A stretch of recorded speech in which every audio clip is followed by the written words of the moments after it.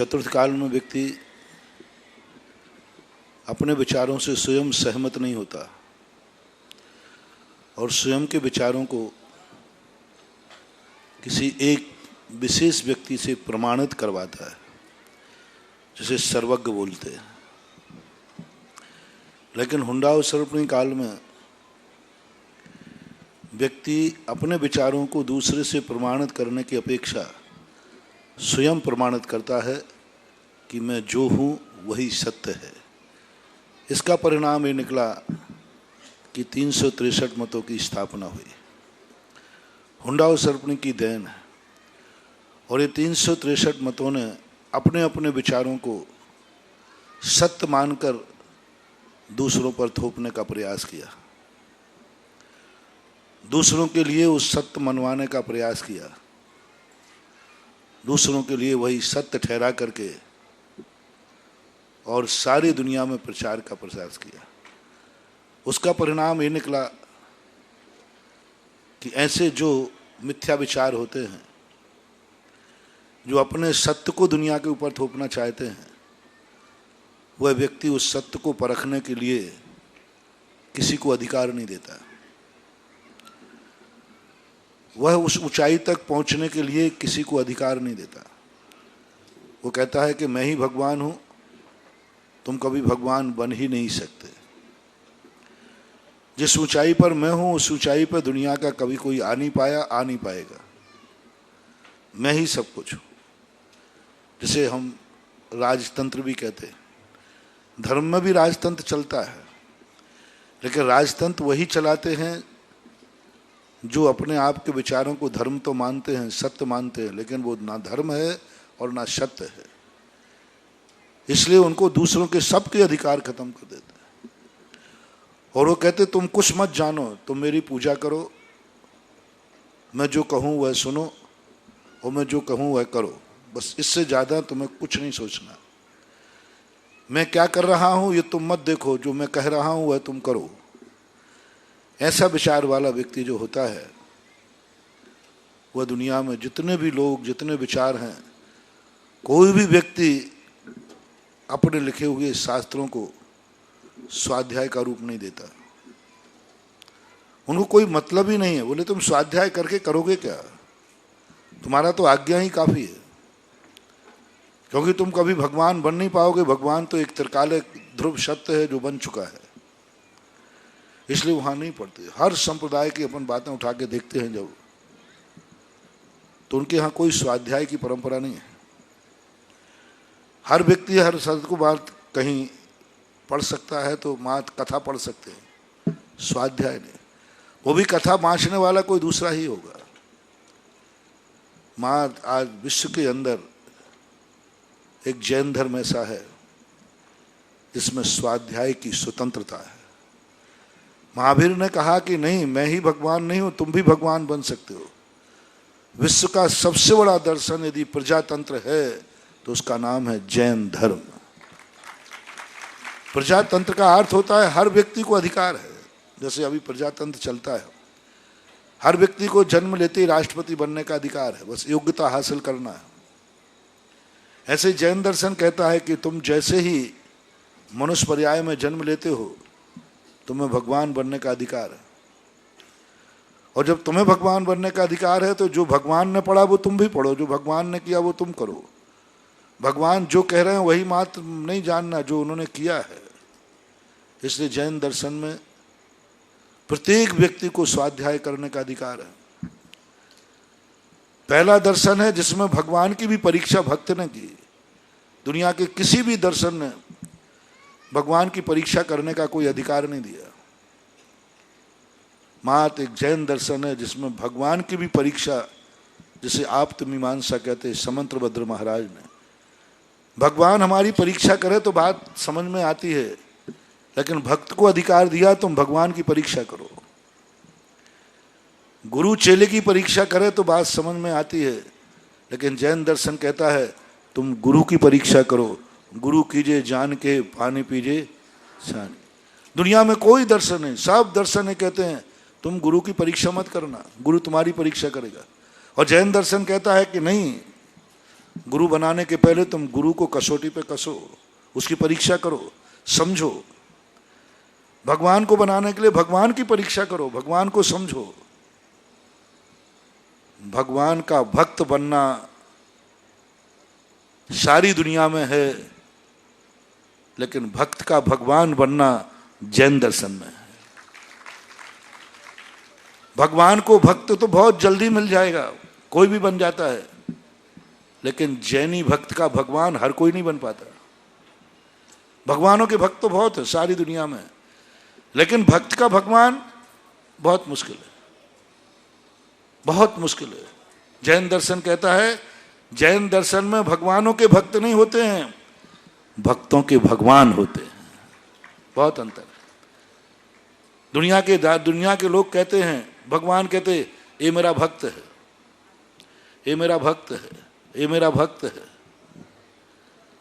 लेकिन जैन भगवान कभी नहीं कहते ये मेरा भक्त है। जैनी कहता है ये मेरे भगवान है। आज तक किसी भगवान ने नहीं कहा कि ये मेरा भक्त है, लेकिन हर जैनी भक्त ने कहा ये मेरा भगवान है। गुरु कहें या ना कहें कि मेरा चेला है, लेकिन चेला कहता है कि मेरा गुरु है। गुरु बहुत कम, कभी कुचित कदाचित बोलते हैं मेरे चेला है, लेकिन चेला सदा बोलता है कि ये मेरे गुरु है। तो ये इसका कारण एक है कि जैन दर्शन कहता है तुम भी पढ़ो, जो भगवान ने कहा है सब सुनो, सब पढ़ो, सब देखो। और जैनियों में भी सबसे ज्यादा दिगंबर जैन में स्वाध्याय की परंपरा है। श्वेतांबरों में इतने स्वाध्याय की परंपरा नहीं है, उनके यहाँ सामायिक की परंपरा है, प्रतिक्रमण की परंपरा है, मंगलाचरण की परंपरा, मांगलिक की परंपरा है। दिगंबरों में ये सब चीजें गौण हैं, सबसे ज्यादा स्वाध्याय की परंपरा है। और हर व्यक्ति से कहा तुम स्वाध्याय करो। गुरु जो कह रहे हैं उतना ही मात्र प्रमाणिक नहीं है, तुम खुद देखो कि गुरु जो कह रहे हैं वह सत्य है कि नहीं। मात्र गुरु के कहने पर तुमने मान लिया। जैन दर्शन कभी नहीं कहता गुरु जो कह रहे हैं वह सत्य है। जैन दर्शन कहता है जो सत्य है वह मेरे गुरु बोलते हैं। गुरु बोलते हैं इसलिए सत्य नहीं है, सत्य है वही मेरे गुरु बोलते हैं। भगवान ने बोला है इसलिए सत्य नहीं है, जो सत्य है वही मेरे भगवान बोलते हैं। बहुत अंतर आ गया। भगवान ने बोला है इसलिए सत्य है, गुरु ने बोला है इसलिए सत्य है, नहीं। मेरे गुरु जो सत्य होता है वही बोलते हैं। तो तुमने कैसे जाना कि जो सत्य है वही गुरु बोल रहे हैं? उस सामने वाले ने तो कह दिया कि भाई मैं कुछ नहीं जानता, मेरे गुरु जो बोलते हैं वही सत्य है। वो तो 1 मिनट में निपट गया। गुरु ने बोला है ना सत्य है, बस खत्म बात हो गई। अब जैनी क्या कहता है, नहीं मैं ये नहीं कहूंगा गुरु ने बोला जो सत्य है, जो सत्य है वह गुरु ने बोला है। तो सामने वाला कहता है तुम्हारे पास क्या प्रमाण है कि जो सत्य है वही गुरु ने बोला? उसका प्रभाव है, उसका प्रमाण है, मैंने खुद स्वाध्याय किया है, जो शास्त्र में लिखा है वही मेरे गुरु ने बोला है। कितना अंतर आ गया। एक तो गुरु ने बोला बाबा वचन प्रमाणम, अपन कुछ नहीं जानते, महाराज ने जो कह दिया ऊंट बलैया ले गई हाजू हाजू कहियो, हम कुछ नहीं जानते। दिगंबर जैनी कहता है नहीं, महाराज ने बोला वह सत्य नहीं है, जो सत्य है वह महाराज ने बोला, ये मैं दावे से कह सकता हूं। बोले क्यों? बोले मैंने भी स्वाध्याय किया है, जो जिनवाणी में लिखा है महाराज के प्रवचन वही हैं, इसलिए महाराज सत्य हैं। अब ये जो हमारी कसौटी है कि जो सत्य है वह गुरु बोलते हैं, जो सत्य है वो भगवान ने बोला है, जो सत्य है वो शास्त्र में लिखा है, ये वही व्यक्ति कर सकेगा जो निरंतर स्वाध्याय होगा, जो दावे के साथ कह सकता है मेरे गुरु की चर्या सही है। गुरु जो कर रहे हैं वह सही नहीं है, जो सही है वह मेरे गुरु कर रहे हैं। प्रमाण पत्र क्या है? मैंने खुद स्वाध्याय किया है, कि मुनि की चर्या ऐसी होना चाहिए, वो चर्या मेरे गुरु में है। ये दावा कौन ठोक सकेगा? मेरे गुरु जो कर रहे हैं वही सही है। सारी दुनिया का विचार है ये, जो कुछ गुरु कर रहा है वह सही है, कुछ भी गलत नहीं। अच्छा कर रहा है, बुरा कर रहा है, मेरे गुरु ने जो किया वह सब सही है। गांजा भांग खा रहे हैं, बोले गुरु खा रहे हैं ना, बस सही है। गांजा भी पी रहे हैं, कौन पी रहा है? गुरु। बोले फिर सही है, खत्म बात, गलत हो ही नहीं सकता। कोई पाप कर रहे हैं, किसने किया? बोले गुरु ने, बस सब सही है। सारी दुनिया की यह विचारधारा हमें कहां ले जाएगी? जैन दर्शन कहता नहीं, गुरुजी जो कर रहे हैं वह सही नहीं है, जो सही है वह मेरे गुरु कर रहे हैं। क्या सबूत है तुम्हारे पास कि गुरु जो सही कर रहे हैं? मैंने भी स्वाध्याय किया है, मूलाचार को मैंने भी पढ़ा है, मैंने खुद अपनी आंखों से पढ़ा है कि मूलाचार की यह चर्या है, और मैंने अपने गुरु की चर्या मिला ली कि जो मूलाचार में है वही मेरे गुरु में है, इसलिए मेरा गुरु सत्य है। अब आप कभी भी कोई गुरु तुम्हें ठग नहीं पाएगा। अब कोई भ्रष्ट शीतलाचारी गुरु, आजकल गुरु के भेष में बहुत सारे शीतलाचारी घूम रहे हैं। दिगंबर जैनियों में आज बहुत खतरा हो गया है। आए दिन ऐसी घटनाएं सुनने में मिल रही हैं जो सर्वनाक है, बहुत सर्वनाक है। और तुम परख नहीं पाते गुरु को। क्यों? तुम्हारा खुद का स्वाध्याय नहीं। तुम तो ऐसे अंधे बन गए हो कि नहीं, जो गुरु कर रहा है वह सब सही है। और गुरु और साधु लोग भी कहने लगे, मैं क्या कर रहा हूं ये मत देखो, मैं क्या कह रहा हूं या सुनो। जो साधु ऐसा बोले समझ लेना वो खोटा साधु है। आज हमारे समाज में जाकर के क्यों ऐसा हो रहा है? जिन साधुओं को तुम साधु मानते हो, गुरु मानते हो, आहार देते हो, नमस्कार करते हो, कल के दिन वो ऐसे कांड कर देते हैं कि आपको मुंह छुपाने को जगह नहीं मिलती। आपको, क्योंकि आपने गुरु माना था, आपने हार दिया था, आपने चतुर्मास कराया था। क्या कारण रहा? क्योंकि आप गुरु के प्रति इतने अंधे हो गए कि गुरु जो कर रहा है वही सही है, भटक गए। यदि आप खुद स्वाध्याय कर रहे होते तो खोटे गुरु को पकड़ लेते और चोखे को पकड़ लेते और कहता नहीं ये मेरा गुरु है, क्योंकि जो सही चर्या मूलाचार में रखी है वही मेरा गुरु करता है। आज के श्रावकों को, आज के मुनियों को मुनिचर्या का ज्ञान होवे या नहीं होवे, मेरा कहना है कि आज के श्रावकों को मुनि कैसा होना चाहिए ये ज्ञान होना जरूरी है। मैं मुनियों को नहीं बोलता हूं, मुनि जाने उनका काम जाने, मैं तो श्रावकों को कहता हूं तुम्हारे गुरु की चर्या कैसी होना चाहिए ये ज्ञान तुम्हें होना चाहिए। मेरा गुरु कैसा होना चाहिए, गुरु को क्या फर्क पड़ने वाला है? अरे जाएगा दुर्गति तो जाएगा, आहार तो तुम्हें देना है, नमोस्तु तो तुम्हें करना है, पुण्य तो तुम्हें कमाना है, सादा काम तो तुम्हारे लिए करना है। तुमने गुरु को आहार दिया किस लिए, नमस्कार किया किस लिए, पूजा की किस लिए, ये तो सब तुम्हारे लिए करना है। दुकान में ये नारियल सही है, ये ज्ञान दुकानदार को रखना है कि ग्राहक को? हाँ, बहुत अच्छा उदाहरण आ गया, बढ़िया, बहुत बढ़िया उदाहरण आ गया। दुकान पर माल है, ये नारियल दुकानदार से कहना तो सेठ जी आप ही देख के दे दो जो अच्छा हो, तो सेठ जी कहते भला आदमी मैं तो सभी अच्छे ही रखता हूं। कभी सेठ कहेगा कि मेरे यहां खोटे नारियल भी मिलते हैं? ये ज्ञान किसको रखना है? दुकानदार को नहीं, ये तुम्हारी भूल है। दुकानदार तो यही चाहता है खोटा माल चोखे भाव बिके, खोटा माल चोखे भाव बिके। 99% लोग यही चाहते। तुम्हारे दुकान में खोटा और चोखा भाव है, माल है, कौन सा पहले निकालना चाहोगे? खोटा, हर नियम है। और ऐसे मूसर चंद लोग मिल गए जो कुछ नहीं जानते हैं, तो वो खोटा माल दे देगा। ये ज्ञान श्रावक को होना चाहिए, ग्राहक को होना चाहिए, क्योंकि माल ग्राहक को लेना है, उसको पहचान होना चाहिए कि ये नारियल कैसा चोखा होता है। सेठ जी से बजा करके मत लो, आपको स्वयं ज्ञान होना चाहिए। और जो ग्राहक स्वयं नारियल का ज्ञान करता है उसको कभी खोटा नारियल नहीं मिलेगा। आप ग्राहक बन जाइए आज के युग में। आज गुरु बनाते समय तुम गुरु दुकानदार है, सेठ है, तुम ग्राहक हो। तुम्हें पुण्य चाहिए, तुम्हें धर्म चाहिए, आपको गुरु की पहचान होना चाहिए। जैसे एक ग्राहक को नारियल का ज्ञान होना जरूरी है एक श्रीफल खरीदते समय, ऐसे ही आज के युग में गुरु बनाते समय श्रावक को ज्ञान होना चाहिए कि मेरा गुरु कैसा होना चाहिए। आज बहुत दुकानें, असली सोने की दुकानें बाजार में कम हैं, नकली दुकानें, और असली से ज्यादा नकली चमकता है। बताए थे, कहते असली सोने से ज्यादा नकली सोना जो रोल्ड गोल्ड होता है ना, आप लोग जानते होंगे, वो ज्यादा चमकता है, नकली ज्यादा।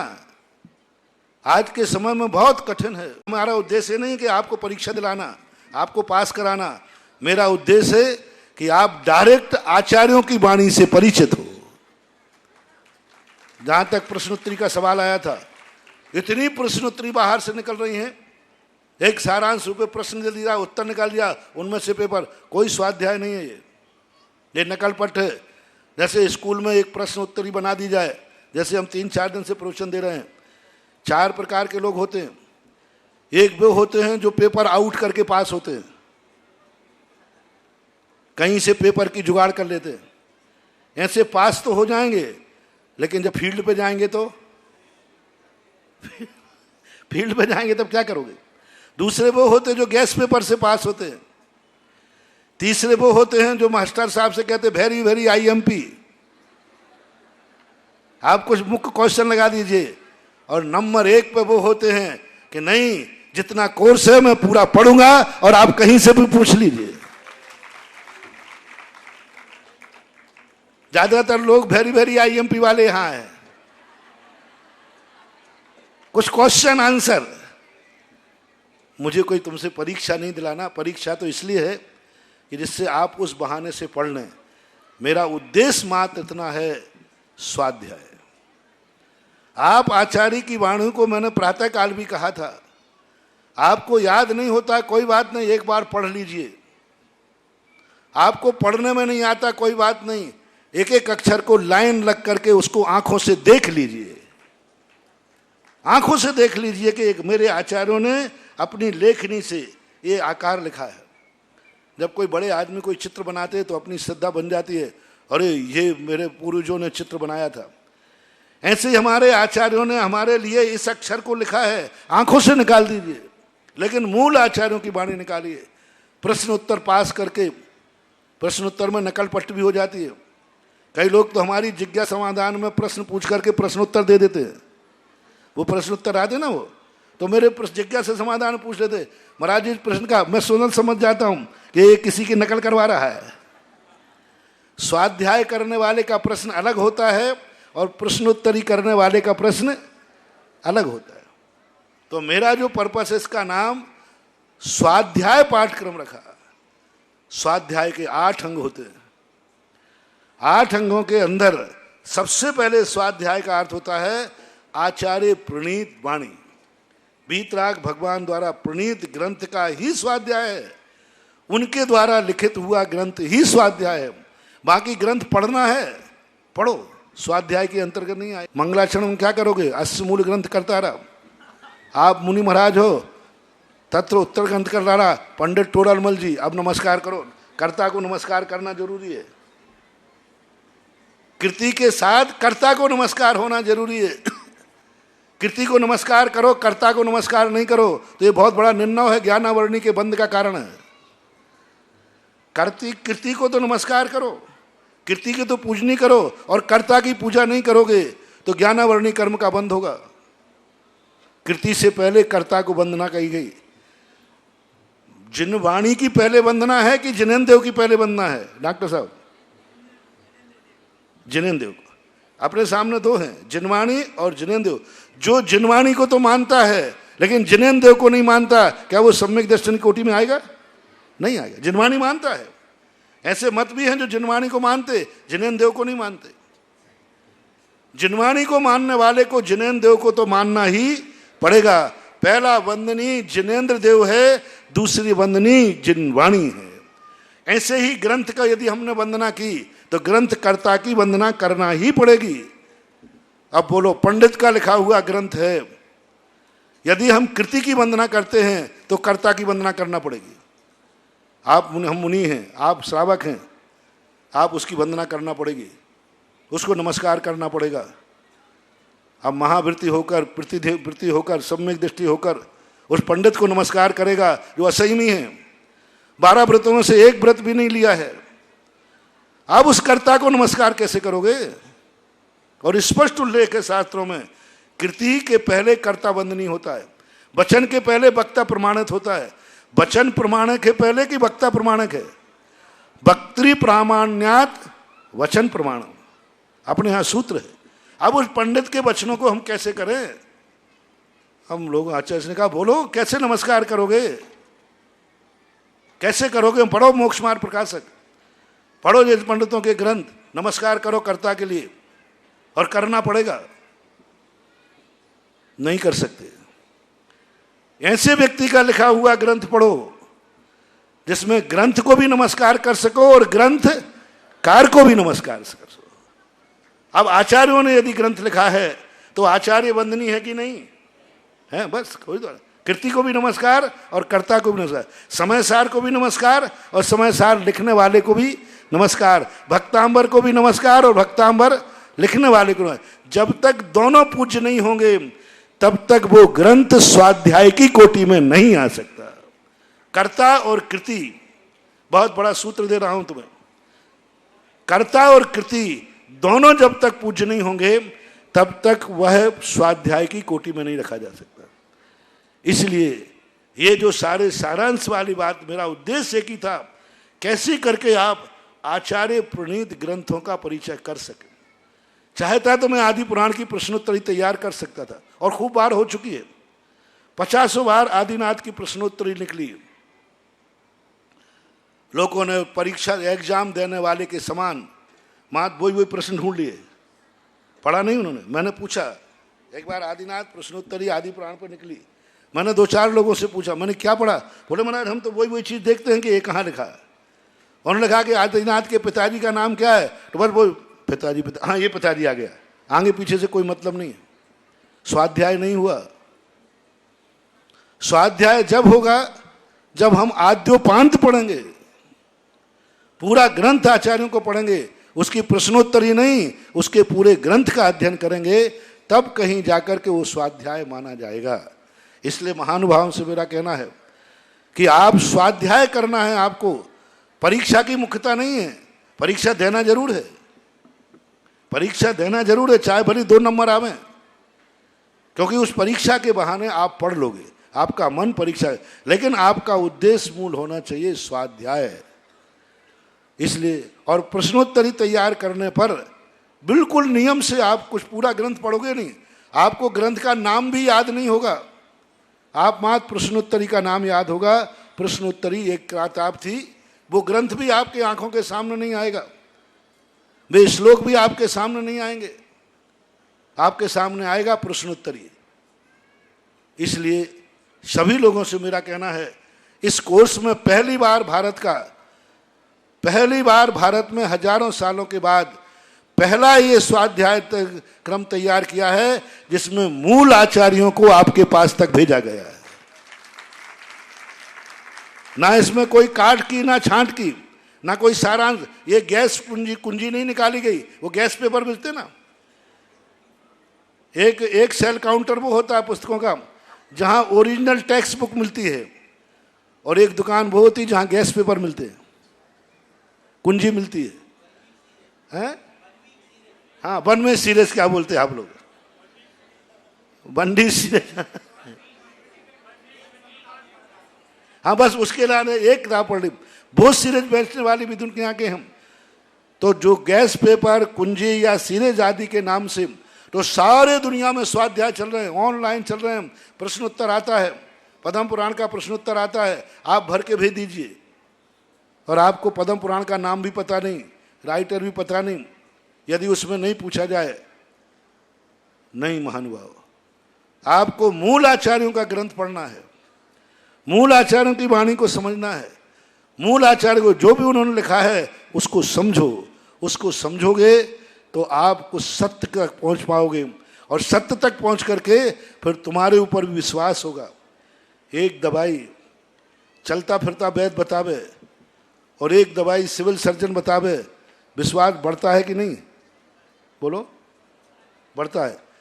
अपने मन में यदि भाव भी नहीं आ रहा हो कि मैं ये नियम ले लूं, लेकिन अभी आज वर्तमान में देखिए, आपका कोई भाव नहीं है कि मैं ये नियम लूं, और मान लीजिए आचार्य श्री ने आपको खड़े होकर कहा मेरी भावना है कि तुम ये नियम ले लो, तो बोलो भाव बन जाएगा कि नहीं? क्यों बन जाएगा? भाव नहीं था तुम्हारा। और इतने बड़े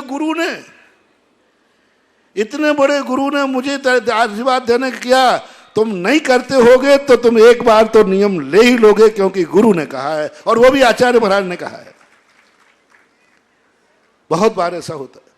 इसी प्रकार जब हम मूल आचार्यों की वाणी पढ़ेंगे तो अपना मन कहेगा ओहो कुंद भगवान ऐसा बोल रहे, पूज्यपाद स्वामी ऐसा बोल रहे, ओहो मैं तो भ्रम में था, मैं तो समझ रहा था कि यूं बात हो गई, ये तो पूज्यपाद स्वामी कह रहे। समंत्र भद्र महाराज की वाणी, बहुत सारी चीजों में हमें भी संदेह होता था, लेकिन जैसे ही समंत्र भद्र ने कहा, मन कहता अब संदेह मत कर लेना, अब संदेह मत कर लेना। कई बार अपन लोग ऊहापोह करते ना, मीटिंग में जैसे आप लोग बैठे हो, किसी ने कहा साहब मैं अपनी बात रखना चाहता हूं, कमेटी वाले पहले मेरा विरोध है। अरे भाई पहले सुन तो लो। बोले क्या सुनाना, मेरा विरोध है। होता है ऐसा, मीटिंगों में होता है। भैया मेरी बात मैंने कह दिया ना, मेरा विरोध है, तुम कुछ भी बोलो मेरा विरोध है। लोग कहते भाई सुनो तो सही। हाँ क्या सुनाना, मेरा विरोध है। बोले महाराज जी ने कहा है कि ये बात मीटिंग में रखो। अच्छा महाराज जी ने भेजा तो ठीक है, मेरा समर्थन है। क्या कहा? बोले क्या सुनना।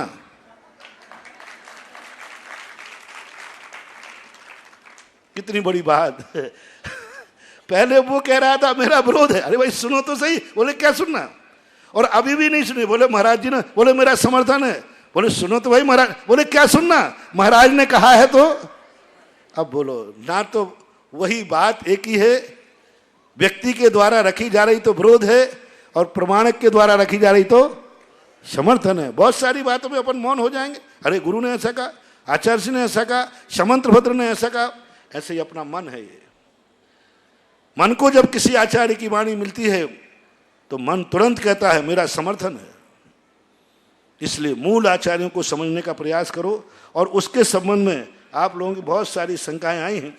उन शंकाओं के तहत ही हम अपने प्रवचन की बात कह देता हूं।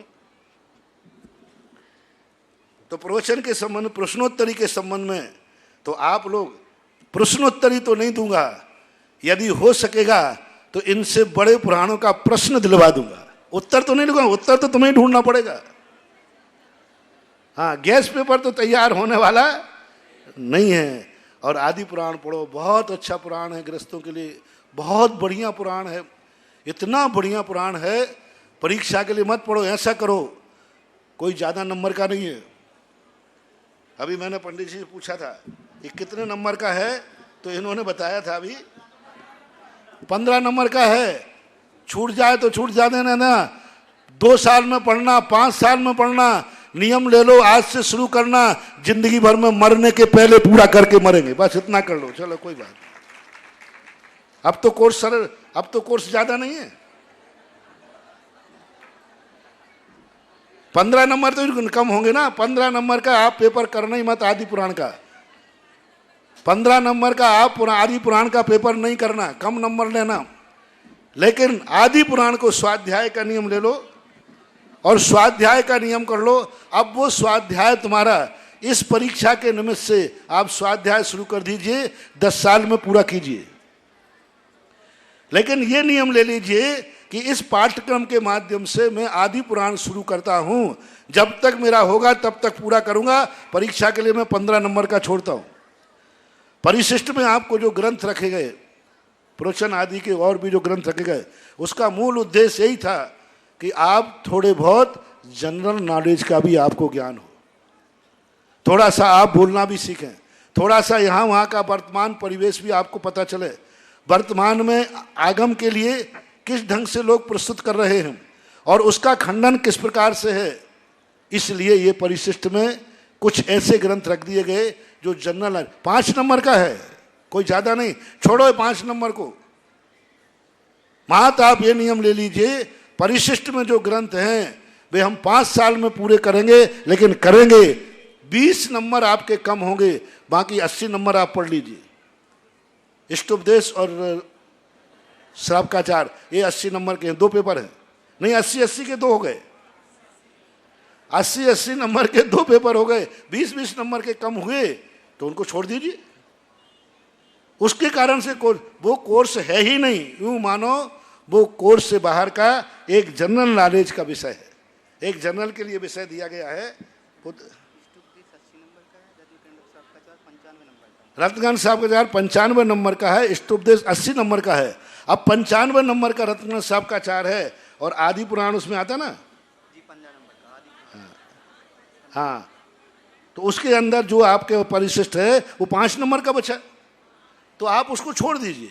मैंने कहा कि उसको आप लीजिए जरूर, जब आपको और टाइम मिले, परीक्षा के हिसाब से नहीं, यूं पढ़ने के जनरल नॉलेज के हिसाब से पढ़ लीजिए, लेकिन पढ़ करके उसको लीजिए। क्योंकि कुछ लोग ऐसे भी हैं, मान लीजिए 6000 लोगों में से 1000 ऐसे लोग हैं जिनको कोर्स बहुत छोटा है, बहुत छोटा कोर्स है।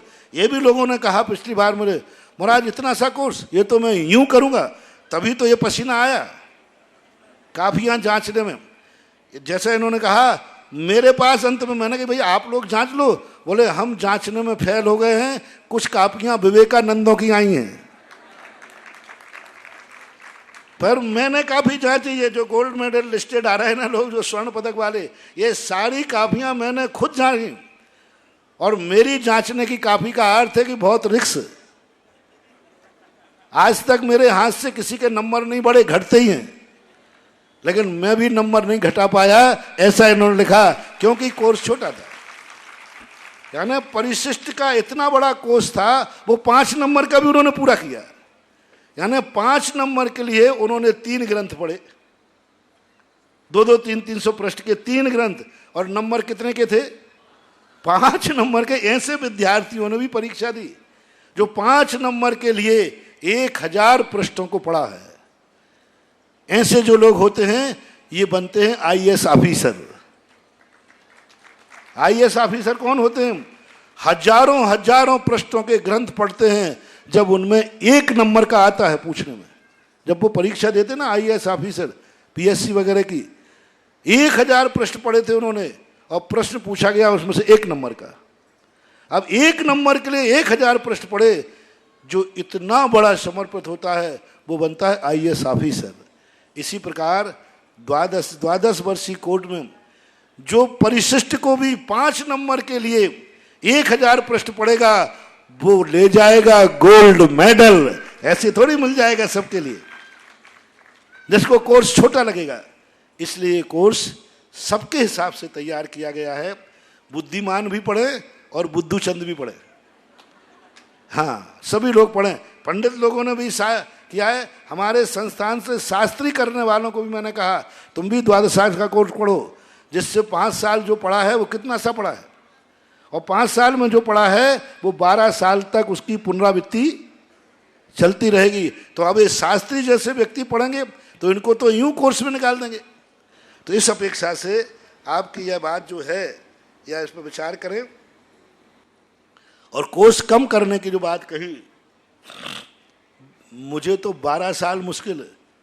मैं यही सोच रहा हूं कि 12 साल में कोर्स पूरी, और पूरी जिनवानी नहीं आ पाई इसमें। बहुत सारे ग्रंथ तो छूट ही गए अब इसमें न्याय के। अब 12 साल में अपने पास जो शास्त्र आए हैं ये 30% शास्त्र हैं, 70% और जिनवानी है जो हमें पढ़ने के लिए आचार्यों ने लिखी थी, उसको कब पढ़ोगे? और 12 साल है भैया, इसमें 12 साल में यदि कम कर लें तो कितने पढ़ पाएंगे हम कोर्स? यदि इस कोर्स को कम करें तो कितने साल का रखूं? हैं? ऐसा करेंगे जब तुम ऊपर चले जाओगे तो वहां भी पेपर भेज देंगे।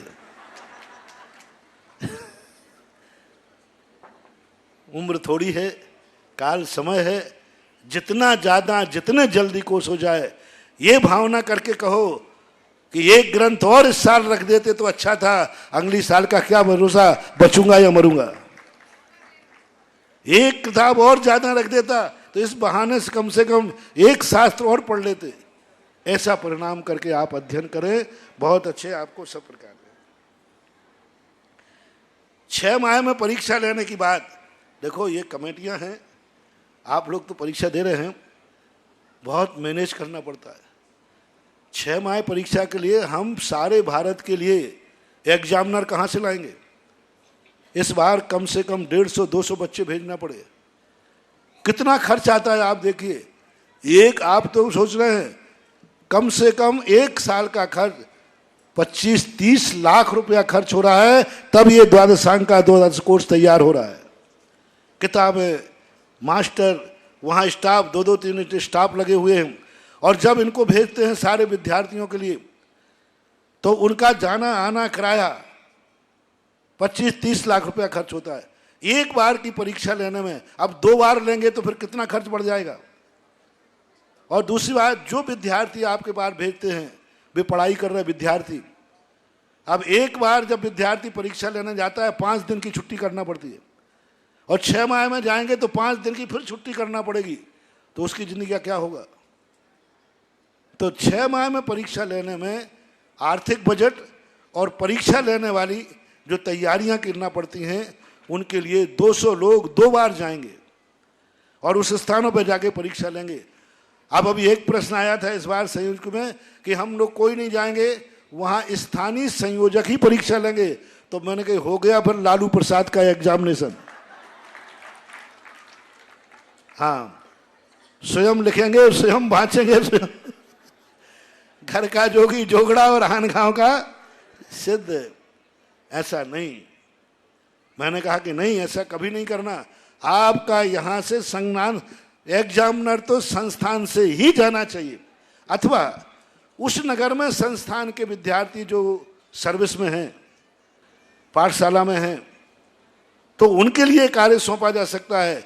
गृहस्थों को ये कार्य सौंपना बहुत बड़ी रिस्क है और गरिमा भी नहीं रहेगी और वहाँ के लोग उतना महत्व भी नहीं समझेंगे।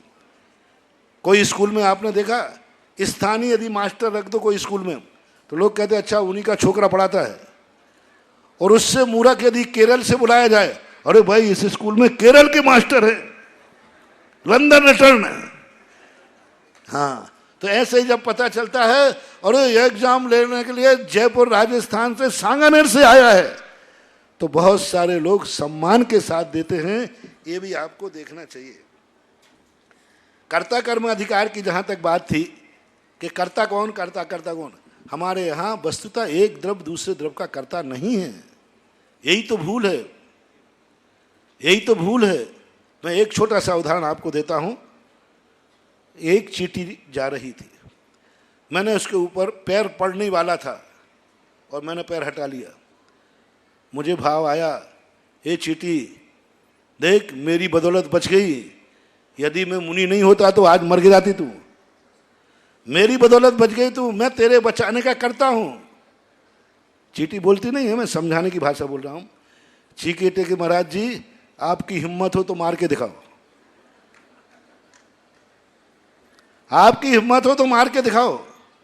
मैंने कहा देख मुझे चुनौती पे मत चढ़ा। बोले मैं कह रहा हूं आप विद्यासागर के असली चेले हो तो मार के दिखाओ। अरे मैंने कहा ये तो गुरु की बात आ गई। अब आप लोग क्या राय है, निपटा दूं? किसकी चुनौती दे रही वो? अरे तुम लोगों को देते ना, बाप की औलाद हो तो। अब वो कह रहे हैं गुरु के हो तो मारो, आप विद्यासागर गुरु के चेले हो। आप लोगों की राय क्या है? देखो वो चींटी सुधा सागर से पंगा ले रही है, देखो तो उसकी क्या करूं? देख चींटी मुझे मत छेड़। बोले छेड़ रहा हूं, मार के दिखाओ। मैंने कहा चींटी तू इतनी क्यों कर रही है? बोले सुनिए महाराज जी, आप मुझे नहीं बचा रहे हैं, मेरी बदौलत ही आप पूज रहे हो। मुझे बचा रहे हो इसलिए दुनिया पूछ रही है। जिस दिन तुम मार दोगे तो मुझे तो मर नहीं है, मैं तो चींटी हूं, और तुम्हारा क्या होगा ये सोच लो महाराज। बड़ा एहसान लाद रहे हो कि मुझे बचा रहे हो। मुझे नहीं बचा रहे हो, आप अपने अहिंसा व्रत की रक्षा कर रहे हो। बोलो, मैं चींटी का करता हूं कि अपने अहिंसा व्रत का करता हूं? लेकिन कहने में क्या आया, महाराज जी ने चींटी को बचाया? नहीं बचाया। मैंने तो अपने अहिंसा व्रत को बचाया है, दया व्रत को बचाया है, मैंने अपने खुद के मुनि व्रत को बचाया है, ना कि मैंने चींटी को बचाया। बस यही स्थिति होती है। मैंने तुम्हें पढ़ाया है, मैंने तुम्हें बताया नहीं, मैंने तो अपने खुद का स्वाध्याय किया है। प्रवचन में देता हूं, हमारे पूज्यपाद आचार्य उमा स्वामी महाराज बड़े प्रवचन दूसरे के लिए दिया, नहीं बेटा दूसरे को मत देना, उपदेश को स्वाध्याय में रख दिया। तुम समझ रहे हो महाराज मुझे प्रवचन दे रहे हैं, सत्य यह है कि मैं खुद का स्वाध्याय कर रहा हूं और स्वाध्याय मेरे आवश्यक में है, लेकिन देखने में यही आ रहा है कि मैं तुम्हें प्रवचन दे रहा हूं। तो ये निमित्त कर्ता अपने यहाँ होता है। हमारे यहाँ हर क्रिया उपादान के रूप में होती है, निमित्त तो मात्र निमित्त होता है। इसलिए हर द्रव्य एक दूसरे का निमित्त है, उपादान करता नहीं है। उपादान करता जिस दिन हो जाएगा उस दिन वस्तु व्यवस्था समाप्त हो जाएगी। यूनान का राजा सिकंदर कल्याण मुनि को विदेश कैसे ले गया, अब इसके संबंध में कोई नहीं मिलता है। हो सकता है जलयान से गया हो सकता है वह किसी प्रकार की विद्याएं सिद्ध करके ले गया हो, क्योंकि 2000 वर्ष पहले की घटना है। सिकंदर कोई अभी का नहीं है। किस रूप में गया इसका आगम उल्लेख नहीं है। निद्रा दोष किसे कहते हैं? नींद आने को निद्रा दोष कहते हैं, और क्या। भगवान के माता पिता बनने के बाद कौन से इंद्राणी बन सकते हैं? ये सामान्य है, बनने में कोई बाधा नहीं है, क्योंकि ये 5 दिन का संकल्प होता है और पूजाओं में कुछ भी बन सकते हैं, बनने में कोई बाधा नहीं। प्रतिमाधारी जरूर इंद्राणी नहीं बनेगा। आप लोग असंयमी हैं तो बन सकते हैं। मरने के बाद जो परिवार दान देते हैं, क्या उसका पुण्य मरने वाले को लगेगा? नहीं लगेगा। ज्ञान का अंत कहाँ? जीवन के साथ या समाधि के साथ? जन्म जन्मांतरों के साथ। ज्ञान का कभी अंत नहीं होता। ज्ञान हमारे आत्मा का स्वभाव है, ज्ञायक स्वभाव है। सच्चे मन से ज्ञान किया जाए तो ज्ञान का कभी अभाव होता ही नहीं है। ज्ञान का तो तादात्म्य संबंध है। आज के युग में मदमस्त हाथी होते हैं क्या? हाँ होते हैं। एक बार मैंने सीकर के पास रेवासा है, वहाँ पर एक मदोन्मत्त हाथी देखा था जिसका मद झर रहा था। आपका कहना है कि एक पेपर मुख्य ग्रंथों को रखा जाए और परिशिष्ट को आदि पुराण का अलग से पेपर लिया जाए, वो सब संभव नहीं। मैंने कह दिया आप 20 नंबर के पेपर को गौण रख के करिए, जब समय मिले तब पढ़ लीजिए।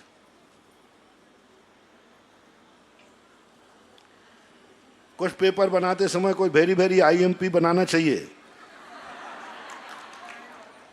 आगे ये कोर्स विशेष अध्याय ये है, बस मैंने पहले ही बता दिया, मेरा भाव है स्वाध्याय करना। आप पूरा पढ़ें। आराधना कथा कोश की 15 कहानियों में से प्रश्न बनाए, उनका नाम दे। स्त्री वेद, पुरुष वेद, नपुंसक वेद को परिग्रह में क्यों लिया? क्योंकि ये परिग्रह कराते हैं, ये पर वस्तु को ग्रहण कराते हैं। वेदों के उदय से व्यक्ति पर में सुख खोजता है।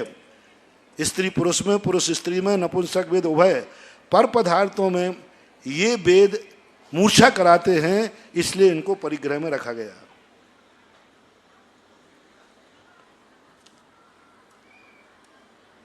केसबंद, मुष्टिबंद, वस्त्रबंद, परिंकबंद, ये सामायिक के समय पहले घड़ी नहीं होती थी, इस प्रकार का बंद करके संकल्प कर लेते थे।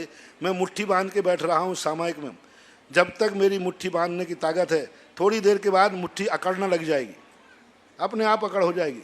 क्योंकि आप जैसे हला के नहीं, निष्कंप होकर के व्यक्ति बैठेगा तो नियम से तो एक अंतर्मुहूर्त के बाद आपकी उंगलियां अपने आप खुलना चालू हो जाएंगी। अधिवेशन पर्यूषण के पर्व के बाद रखा जाए, रख सकते हैं, इसमें तो कोई बाधा नहीं। पर्यूषण के बाद रख लो, दीपावली के बाद रख लो। जैसे इस बार पाठशाला अधिवेशन दिवाली बाद रखा है, इस बार स्नातक परिषद बाद में रखा, इसको बाद में रख सकते, कोई बात नहीं। बरसात में तो चलाकर इसलिए रखते थे कि आप लोगों को फुर्सत रहती है, इसलिए।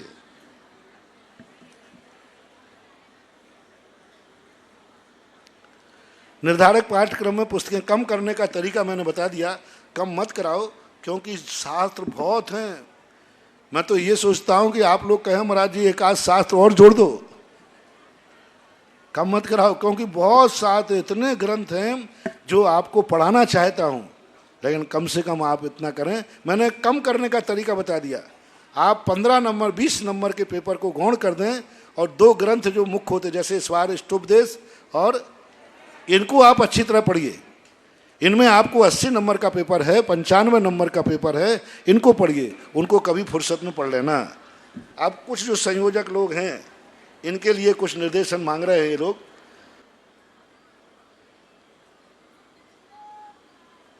आपको हमेशा संयोजकों का जो मुख्य काम है, सबसे पहले तो आप संयोजक लोगों से मेरा कहना है, और जो लोग आए हैं जो नहीं आए उनको भी कहना है, नए संयोजक बन जाओ।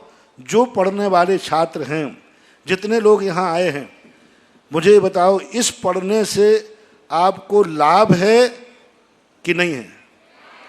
आपको अच्छा लगा कि बुरा लगा? आप लोग हमें दुआ दे रहे हैं कि बद्दुआ? हाँ, आजकल के बच्चे मास्टर को बहुत बद्दुआ देगा, वो आ गया अब वो पढ़ाएगा। आप लोग बद्दुआ देते हैं। तो मेरा आपसे कहना है, यदि पिछले साल की परीक्षा देने के बाद आपको ऐसी अनुभूति हुई हो कि ये मेरे जीवन में बहुत बड़ा उपकारी कार्य हुआ, ये बहुत बड़ा हमें घर बैठे पढ़ाने का, देखो तो सही कितना बड़ा। अभी मैंने पूछा कि अभी दोनों साल का कोर्स यूट्यूब में पढ़ा है, और आप पढ़िए उनको। आपके पास, सबके पास लैपटॉप है, मोबाइल है, सबके पास है। यदि आपको ऐसी अनुभूति हुई हो तो आज मेरे पास जो तुम्हें आशीर्वाद देने बुलाया है कि मैं आशीर्वाद दूंगा, चाहिए कि नहीं? सही बोलो। तो आशीर्वाद मैं जब ही दूंगा, हर व्यक्ति अगली साल के लिए अपनी अनुभूति के माध्यम से, अपने आनंद के माध्यम से एक विद्यार्थी का फॉर्म भरवाएगा, उसके लिए आशीर्वाद बाकी जाओ।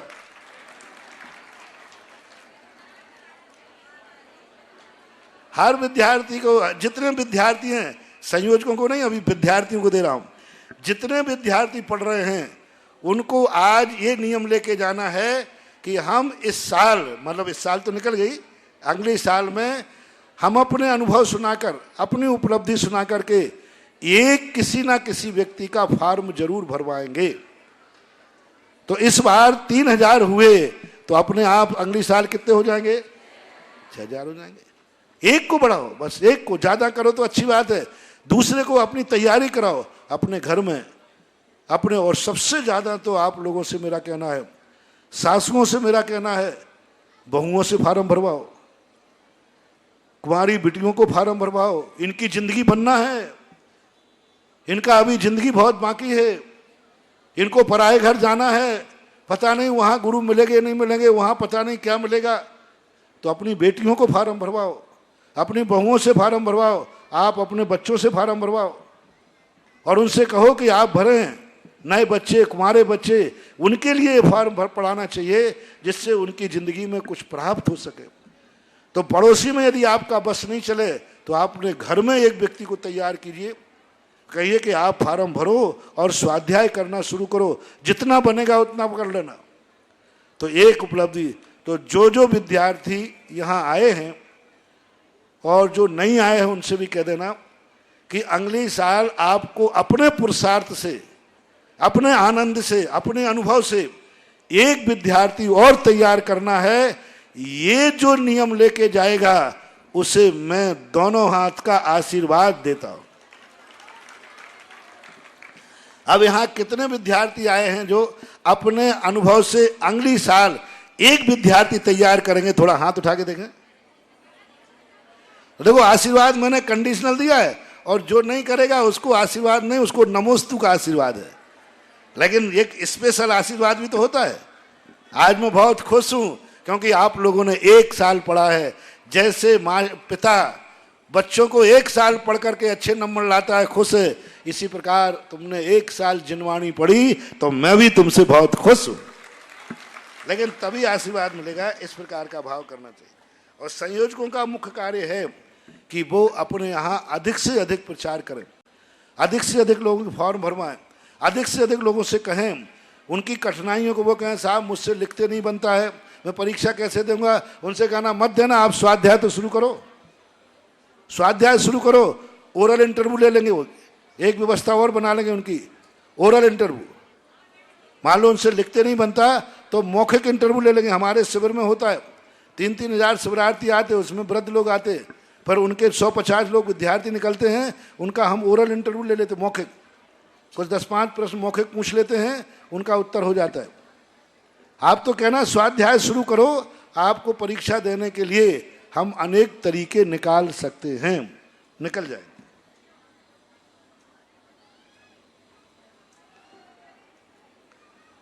परीक्षाओं के संबंध में जो यहाँ से लोग जाते हैं या आपको जिम्मेवारी सौंपते हैं, तो आपको ईमानदारी से निभाना चाहिए और उनकी समस्याएं आप लोग सुने, और आप लोग सुनकर के, संयोजक लोग सुनकर के, यहाँ जो प्रभारी हैं विमल जी वगैरह, इनको सूचना दीजिए।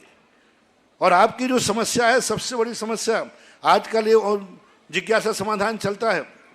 आप अपने प्रश्न, आप अपनी जिज्ञासा, आप अपनी समस्या ऑनलाइन यहाँ भेज दीजिए और मेरे पास आ गई तो समझ लेना कि आपका काम हो ही जाएगा, पक्का है। तो आपको तो ये भी छूट दी गई कि इस 12 वर्षीय कोर्स में कोई समस्या जाती है तो संयोजक गण हमारे पास तक भेज दें यहाँ, और उस पाठ्यक्रम में भी कोई शंका जा रही है तो प्रश्न बना करके भेजें, आपको जिज्ञासा समाधान में भी मैं समाधान कर सकता हूँ। तो इस प्रकार के जो और भी कार्य कमेटी के द्वारा सौंपे जाएं, संयोजकों को ईमानदारी से करना चाहिए और संयोजक भी इतनी वफादारी से काम करें कि हमारे नगर में हर व्यक्ति को स्वाध्याय कराना है। संकल्प कर लो, ये सरल है, सस्ता है, कोई टाइम पीरियड नहीं है, 24 घंटे में कभी भी पढ़ो, घर में बैठ के पढ़ो, तो आपको ये प्रयास करना है। जो परीक्षा होती वो 1 दिन की अपेक्षा 2 दिन में ली जाए, मुझे क्या आपत्ति। आप लोगों की यदि सहमति है, आप लोगों ने 1 दिन कराया कि महाराज 2 दिन तक हम कहाँ जाएंगे, बाहर जाना पड़ेगा। आप लोगों ने कराया 1 दिन, मैंने तो 2 दिन कह रहा था, लेकिन सभी लोगों के आए नहीं, आप तो 1 दिन करिए, हमें कहीं जाना पड़ेगा तो हम 2 दिन नहीं रुक पाएंगे, ऐसा। और संयोजक की बहुत बड़ी भूमिका होती है, यानी यूं कहना चाहिए, संयोजक जितने ज़्यादा स्वाध्याय बंधु तैयार कर देगा, उसको उतना छठा भाग अपने आप उसके ज्ञानावरणी कर्म का क्षेमसम होगा। यानी आपको बराबर पुण्य का कमीशन मिलेगा, क्योंकि आपने 100 फार्म भरवाए, 10 फार्म भरवाए, तो आपको भी श्रेय जाएगा। बहुत बहुत आशीर्वाद। ये सारी चीज़ें आपके लिए इसलिए मैं कर रहा हूँ प्रयास करके, भाव ये रहता है, हमारे श्रावक दुनिया में आए हैं, मनुष्य पर्याय पाइए, आप मिथ्यात्व की तरफ जा रहे हैं। आप इतने ज़्यादा आकर के बार बार आके आपके घर की समस्याएं आती हैं, आपको दुनिया ठग लेता है, कोई गंडा देता, कोई ताबीज़ देता, कोई कुछ करता, आप सब में ठगे जाते हैं और मूढ़ दृष्टि हो जाते हैं। अमूढ़ दृष्टि नामक जो सम्यक दर्शन का अंग है, वह स्वाध्याय के बिना दूर हो ही नहीं सकता। मूढ़ दृष्टि से हटकर अमूढ़ दृष्टि पे आना है तो स्वाध्याय करना ही पड़ेगा, और बड़ी रुचि से करो। 1 घंटे भी यदि प्रतिदिन आप ईमानदारी से निकालते हैं तो आप बहुत अच्छी तरह से इस कोर्स को पूरा कर सकते हैं और कर्म में। अब 1 घंटे भी आप नहीं निकाल सको वो बात अलग है, फिर भी मैंने तुमसे यहाँ तक कह दिया सवेरे, कम से कम 1 लाइन तो प्रतिदिन पढ़ो। नियम ले लो कि मैं कम से कम 1 लाइन का 1 पेज ले लो, 1 पेज पढ़ने में 5 मिनट लगते हैं। यदि आप ये नियम ले लें कि मैं 1 पेज जब तक नहीं पढ़ लूँगा, पढ़ लूँगी, तब तक भोजन नहीं करूँगी।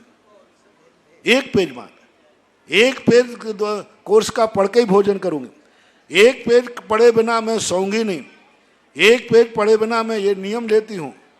तो ऐसा यदि आप नियम लेके चलेंगे तो बहुत बड़ा पूरा हो सकता है, हैं?